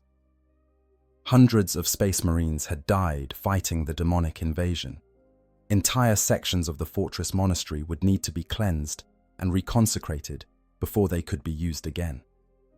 The psychic taint, left by so many demons manifesting in one place, would linger for years, requiring constant vigilance from the Imperial Fist's librarians to prevent any resurgence of chaos corruption. But despite the terrible cost, the battle had been won. The phalanx remained in Imperial hands. Danyathos's plan had failed, and the soul drinkers, in their final moments, had proven that they had never truly fallen to chaos, despite all the manipulation and corruption they had endured. Chapter Master Pugh kept his word. In the phalanx's apothecarion, where the gene seed of fallen Imperial Fists and their successors was kept in sacred vaults, a new column was inscribed. On this column were written the names of the soul drinkers who had died fighting the demonic invasion, along with those who had walked into the Predator's eye to seal it permanently. Sarpedon's name was at the top of the list, followed by Luco and Graevus, but also listed were the names of the soul drinkers who had fallen fighting alongside the Imperial Fists, those who had rejected Danyathos and Iktinos and chosen loyalty to the Emperor over following the conspiracy that had defined their chapter. It was a small gesture, perhaps inadequate given the scope of what the soul drinkers had sacrificed, but it meant that they would be remembered as loyalists, that their names would endure in the halls of the Imperial Fists as examples of warriors who had given everything to serve the Emperor. The treatment of the soul drinkers' story after the battle was complex and politically fraught. The Inquisition wanted the entire incident suppressed, all records of the soul drinkers' existence erased to prevent their story from becoming an example of how chaos could corrupt even the most seemingly loyal space marines. Some argued that the tale of Danyathos's manipulation could be useful as a warning against the subtle nature of chaos corruption, but others feared it would only sow doubt and suspicion among other chapters. In the end, a compromise was reached. The soul drinkers would not be completely erased from history, but information about them would be heavily restricted. Their story would be known only to the highest ranks of the Imperial Fists and their successors, used as a cautionary tale about the dangers of deception and long-term manipulation by chaos. The general Imperial populace would never know that the soul drinkers had existed, much less that they had died defending the phalanx. For those who had fought alongside the soul drinkers during the battle, the memory of their sacrifice lingered. The Imperial Fists, who had stood shoulder to shoulder with Sarpedon's warriors, spoke of their courage and determination, of how they had fought, despite knowing they would never be welcomed back into the Imperium. The Howling Griffins and Silver Skulls, who had witnessed the soul drinkers' final stand, carried that knowledge with them, a reminder that loyalty to the Emperor could exist even in the most unexpected places. Sister Ascarion of the Adepta Sororitas, who had fought alongside the soul drinkers to close the Predator's eye, found herself questioning some of the assumptions she had held about heresy and corruption. She had seen warriors marked by obvious physical mutations, fighting against demons with a fury and devotion that matched any loyal Imperial warrior. It challenged her understanding of how chaos corruption manifested, and how it should be identified and opposed. These doubts and questions would spread slowly through the ecclesiarchy and the orders militant of the Adeptus Sororitas, never quite coalescing into anything that could be called heretical, but lingering nonetheless as a reminder that the struggle against chaos was more complex than simple binaries of loyal and traitor could capture. The fate of the corrupted soul drinkers who had followed Iktinos and Denyathos was less ambiguous. Those who survived the battle were executed without ceremony, their gene seed destroyed rather than preserved, their names stricken from all records. They had chosen damnation willingly, had sided with demons against their own brothers, and there could be no redemption for such a betrayal. Rhinez, the Crimson Fist's force commander, whose obsession with destroying the soul drinkers had led him into alliance with chaos, met a similar fate. His body was recovered from the chamber where the Predator's eye had stood, and his gene seed was harvested according to the traditions of the Adeptus Astartes. But his name was erased from the Crimson Fist's rolls of honor, and all record of his existence was expunged from the chapter's archives.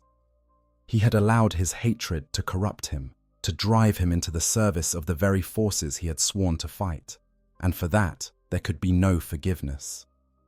The investigation into how Denyathos had managed to orchestrate such an elaborate deception over thousands of years led to uncomfortable discoveries about the soul drinkers' founding and the nature of their gene seed.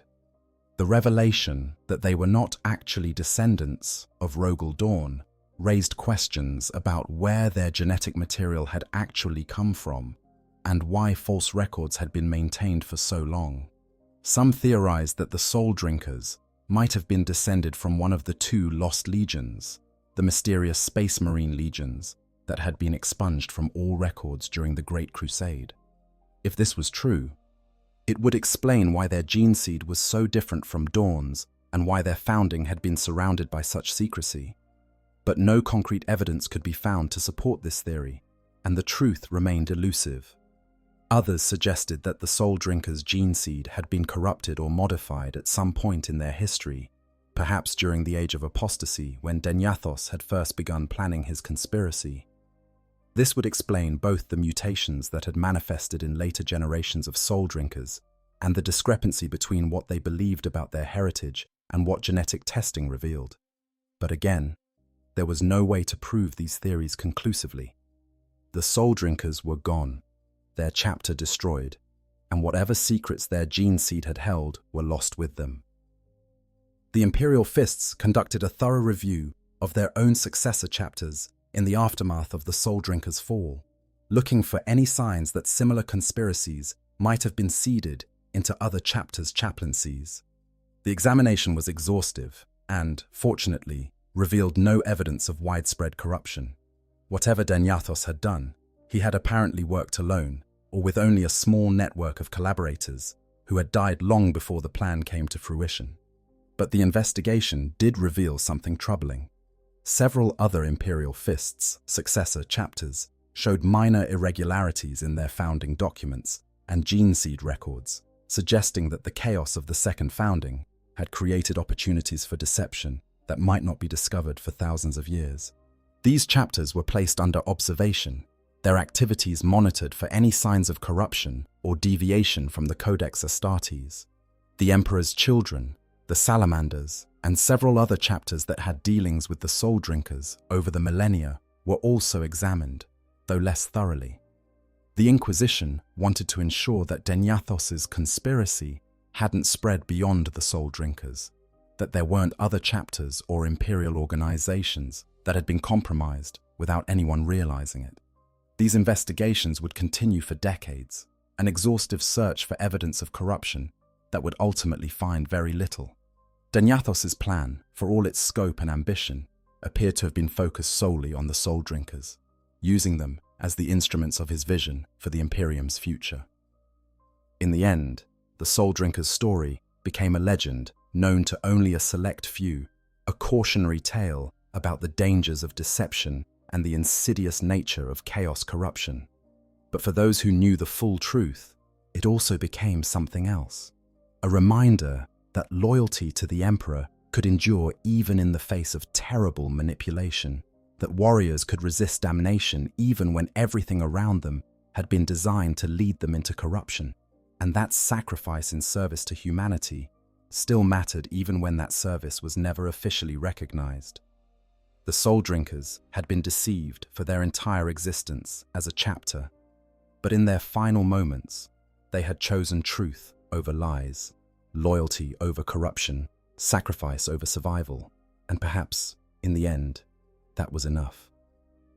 The refounding and legacy.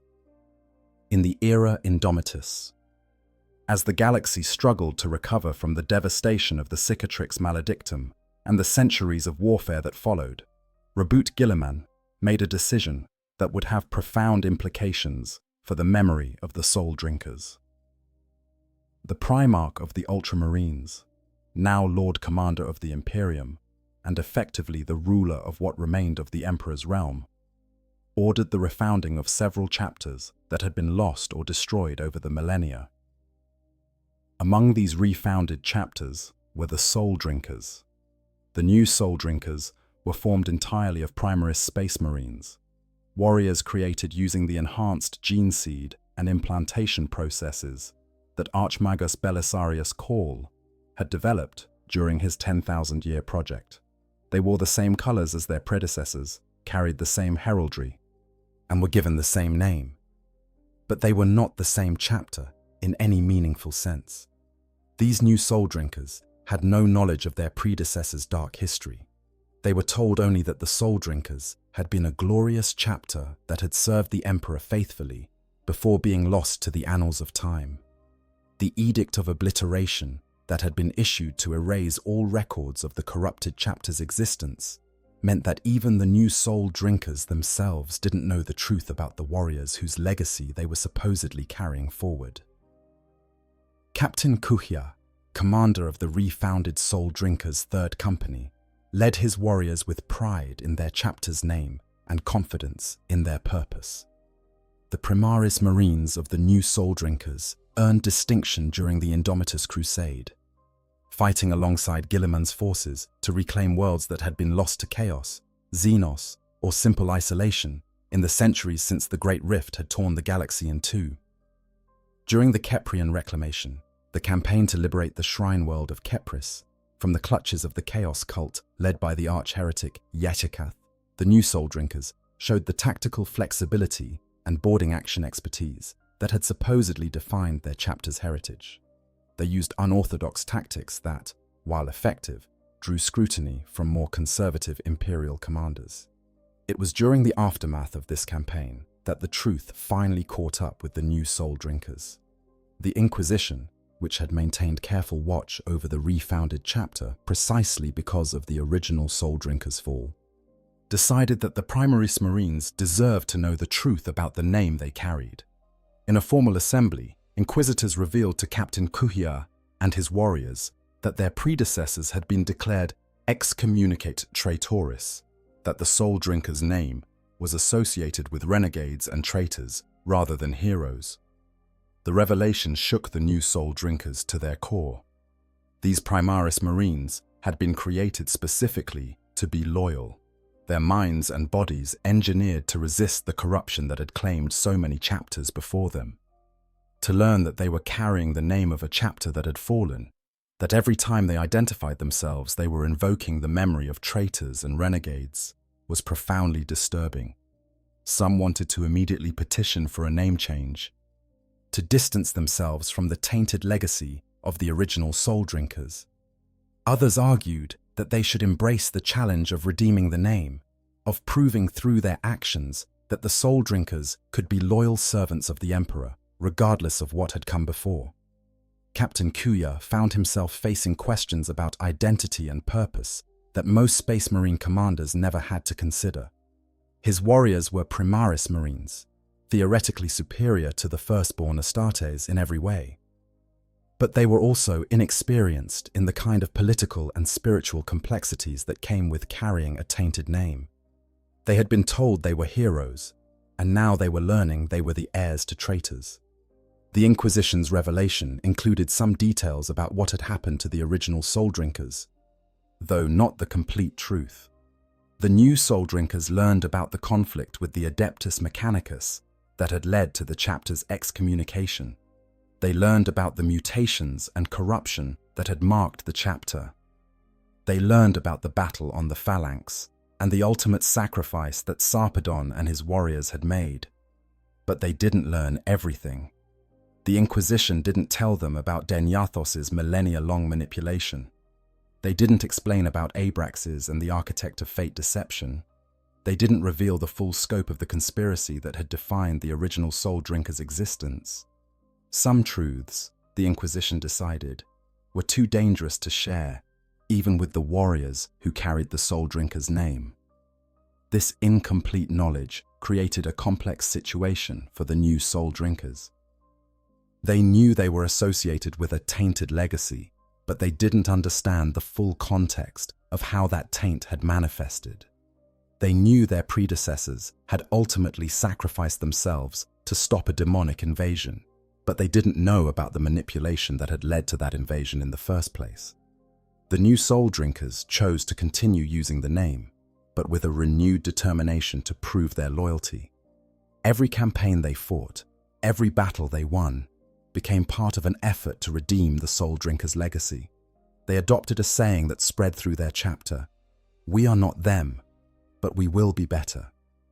It was a heavy burden to carry, knowing that every action would be scrutinized more carefully because of the name they bore, that every decision would be questioned because of what the original Soul Drinkers had done. But the Primaris Marines of the new Soul Drinkers accepted this burden, determined to prove that the name could be associated with loyalty and honor rather than betrayal and corruption. Within the Imperial Fists and their successor chapters, the refounding of the Soul Drinkers was viewed with mixed feelings. Some saw it as an insult to the memory of those who had died fighting against the original Soul Drinkers' corruption. Others viewed it as an opportunity for redemption, a chance to prove that even a tainted legacy could be overcome through faith and dedication. Chapter Master Pugh, who had presided over the trial of the original Soul Drinkers and witnessed their final sacrifice, lived long enough to learn about the refounding. His reaction, recorded in the private chronicles of the Imperial Fists, was complex. He acknowledged that the new Soul Drinkers were blameless for their predecessors' crimes, but he also worried that the name itself might carry a psychic weight that could influence the new chapter in subtle ways. The Soul Drinkers' legacy, both old and new, became a subject of study for those who specialized in understanding how chaos corruption manifested and how it could be resisted. The original chapter's fall was analyzed as an example of long-term, subtle manipulation that worked across millennia. The new chapter's struggle to redeem the name was watched carefully as a test of whether tainted legacies could be overcome. Some scholars within the Imperium's historical archives theorized that the very act of refounding the Soul Drinkers might have been part of a larger plan by Guilliman to demonstrate that the Imperium could reclaim its lost honor. By taking a name associated with betrayal and giving it to warriors who were engineered to be incorruptible, the Primarch was making a statement about the Imperium's capacity for redemption and renewal. Others suggested darker possibilities. What if the refounding was a test, a way to see if the corruption that had claimed the original Soul Drinkers was truly gone, or if it lingered in some form tied to the name itself? What if chaos had planted seeds in the original chapter that could somehow influence their successors, even across the gulf of death and time? These questions remained unanswered as the new Soul Drinkers continued their service to the Imperium. They fought in campaigns across the galaxy, earning battle honors and building a new legacy separate from the tainted history of their predecessors. Some within their ranks excelled to the point of being noticed by the Death Watch or other elite organizations, proving that the Soul Drinkers' name could be associated with excellence rather than corruption. But the shadow of the past never completely faded. Every time a Soul Drinker identified themselves, they had to explain which Soul Drinkers they were part of, the tainted original or the redeemed refounding. Every time they worked alongside other chapters, they faced questions and suspicions that more traditionally named chapters never had to deal with. The story of both the original and refounded Soul Drinkers serves as a reminder of several truths about the grim darkness of the far future. It demonstrates how chaos can work through deception and manipulation rather than just obvious corruption. It shows how even warriors who believe they are serving the Emperor can be led astray by lies and false guidance. And it illustrates that redemption, whether achieved through sacrifice or through the patient work of building a new legacy, is always possible, even in a universe defined by endless war and suffering. The ultimate fate of the refounded Soul Drinkers remains to be written. They continue to serve the Imperium in the closing years of the 41st Millennium and beyond, fighting to prove that their name can be synonymous with loyalty rather than betrayal. Whether they will succeed in this mission, whether they will truly overcome the tainted legacy they inherited, only time will tell. But the original Soul Drinkers, those who walked into the Predator's eye to seal it forever, have already written their ending. They died as they had lived in their final days, as warriors who refused to serve chaos, despite every manipulation and deception, who chose sacrifice over survival, who proved that loyalty to the Emperor could endure, even when everything else had been stripped away. Their story is tragic, a tale of manipulation and corruption that consumed an entire chapter of Space Marines. But it's also a story of resistance and redemption, of warriors who faced the truth of their situation and chose to die as loyalists rather than live as traitors. And in the grim darkness of the far future, that might be the only victory that really matters. Conclusion. The story of the Soul Drinkers is unlike any other in the annals of Warhammer 40,000. It's not a simple tale of corruption, where a chapter falls to chaos through obvious temptation or a single catastrophic event. Instead, it's a complex web of deception that spans millennia, orchestrated by one of their own and enabled by the very institutions that should have protected them. From the moment of their founding, the Soul Drinkers were built on lies. Their gene seed didn't come from Rogal Dawn as they believed. Their sacred text, the Catechism's Marshal, was designed as a tool of manipulation. Their chaplaincy, which should have guarded their spiritual purity, had been compromised from within. Even their sacred relic, the Soul Spear, became a symbol of how thoroughly they had been deceived when it was used to lure them into the conflict that would lead to their excommunication. Dynyathos's manipulation of the Soul Drinkers represents one of the most elaborate long-term conspiracies in 40k lore.